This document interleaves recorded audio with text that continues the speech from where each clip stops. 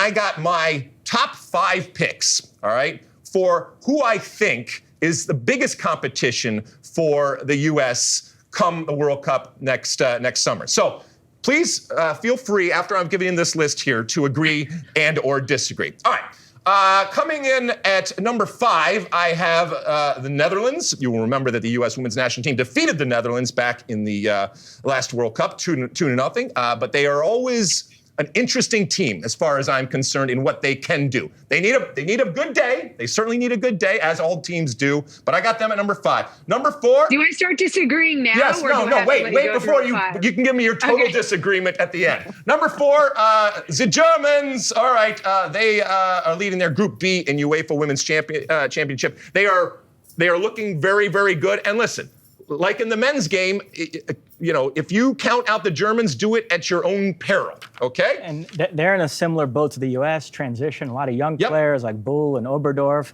They do have Pop up there, who's kind of like their Alex Morgan, but a lot of young players as well. So. All right, number 3 for me would be Canada. And I know this is, Ally's going to disagree with this one, but I think that familiarity breeds contempt. And while, from a U.S. perspective, we would look at them as a, redheaded stepchild, and I can say that I'm a redheaded stepchild. I think that when it comes to playing the U.S., and we should say, Mosse, that we are recording this on July 18th, Monday. The U.S. is going to be facing Canada in a game today. By the time you are listening and watching this, that game will have already happened. Hopefully, we will have kicked their ass. However, it is a rivalry. I think that there is something special when it comes to the Canadian women's national team players when they face the U.S. and, look at it as the U.S. gets all the attention and everybody cares about the U.S. much more. So I'm going to put Canada in there. France, we know that France still hasn't gotten to the top and they still got a little ways to go. But man, oh man, when they put it together, they can be very, very good. And then number 1, and I think maybe, Aly, you would agree with me on this, England. We saw England in the last World Cup. The U.S. beat England in the Women's World Cup 2019 semifinal. They have improved since then. Finally have a proper coach. Got rid of Phil Neville. Finally have a proper coach, according to Mosse. So I got them at 1. So Netherlands, Germany, Canada, France, and England. Where and how badly have I gotten this, and where am I wrong? Well, listen, you said it. There's only a handful of teams, but you kind of got it wrong. I mean, I'm going to go with Never put it past me. Never put it past me. I'm not worried about the Netherlands. I'm not. I just don't think they're good enough defensively. As good as Vivian Miedema is, and she can punish you, of course, they have other talent on that squad. But she's the one that scares me. We saw this center-back partnership of, it was Cook and Sauerbrunn. They were torn apart by a young 18-year-old Demone of Haiti. So as much as you were joking, like, the 18 team in the world could potentially beat you on a wrong day, Haiti gave us a handful of problems. They had a penalty that they didn't convert. They hit the post early on. So that game could have been a very different one had they converted in those chances. So look, I do think Vivian will be a problem for us, but I don't think defensively that the Netherlands is at all capable of handling our pace and power up top. So I don't put them in the top 5. Okay. I also don't put Canada in the top 5, which I know, again, like you said, this could come back to bite me as the game is going to be tonight, and they could get a result and we could not win our W championship against them. But I think they're an outside team looking in. They're the potential dark horse of the World Cup, if you will. So okay. I think France, I'm with you on. They look incredibly, incredibly explosive, controlling tempo. The downfall for them is they just lost Katoto to an ACL. So does she recover in time? But I still think they have the depth in that front line to fill that void, although she's a very special player. So I think they are a definite contender. I think they're someone that has always had a mental block against the U.S. And so that is perhaps the one thing that we have over them. But at some point that's going to wear out and these young players are going to be fearless.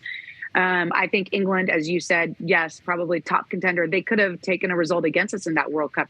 You think back to Steph Houghton missing that penalty, or not missing it, but saved by Alyssa Nair. And that momentum shifts to England, and they probably walk out of that match victorious. And it's a very different story for the United States. This young group is really dynamic for England. But I think you're missing Brazil. Mosse, I'm going to give you some love here. I mean, if you see, again, the competition matters, but if you see how well Brazil is playing right now in Copa America Feminina, I think they are going to be a handful. The one argument against Brazil has always been that they haven't been organized, that they perhaps relied too much on Marta. Well, Marta's out injured. And Pia Sundhage has that team in a very, very simple system when they can understand, when they can execute from the defensive side of things. And you talk about some young, exciting talent. They've got a handful of it. Bia finally, I think, producing performances that we've expected. Caroline, that she's a North Carolina Courage player, but she's been a bright. And of course, Adriana has been excellent in this tournament. So they have maybe one of the best left center backs in the world in Raffaele. They're one that I would probably put in that top 5 to compete against the United States. And they don't suffer from inferiority complex. So the mental edge that the United States has against Brazil, I think, becomes null and void. I think you also perhaps have forgotten Spain, even though, they were ousted by Germany 2-0 in the Euros. If Putellas can recover. Remember how the difficult game that they handed the United States in that last World Cup. And now, again, they're older, they're wiser, and they look like they're actually more dangerous. They're not always playing the Barcelona, the pass, slow, controlled tempo rhythm. They're playing more direct when they need to. They've got some people that are good on set pieces. Mapi Leon, her service has been fantastic. So I think you have to include Spain, and you've got to include Sweden. This is a group that has that mental edge over the United States. They got the result against them in the Olympics, and they've probably always been one of our most toughest competitors, I think, when it comes down to knockout stage matches. So I would, sorry, Canada, you take a seat. Sorry, Netherlands, you take a seat and slide either one of those 3 teams into those two spots. No, not either one of those. This is, by the way, so we asked Aly for 5. But Aly Wagner, as she is apt to do, right? She said, no, I'm going to give you 6. I want 5, all right? So Netherlands is out from my 5, and Canada is out. I think you're going to put Sweden and Spain in the top 5, which means that Brazil is out of your top 5. Is that fair? I'm going to put Brazil in. Okay, then who's out? Then I'm going to slide Spain out. You like that clip? Well, my State of the Union podcast drops every week. Subscribe now on Apple Podcasts, Spotify, or wherever you get your podcasts.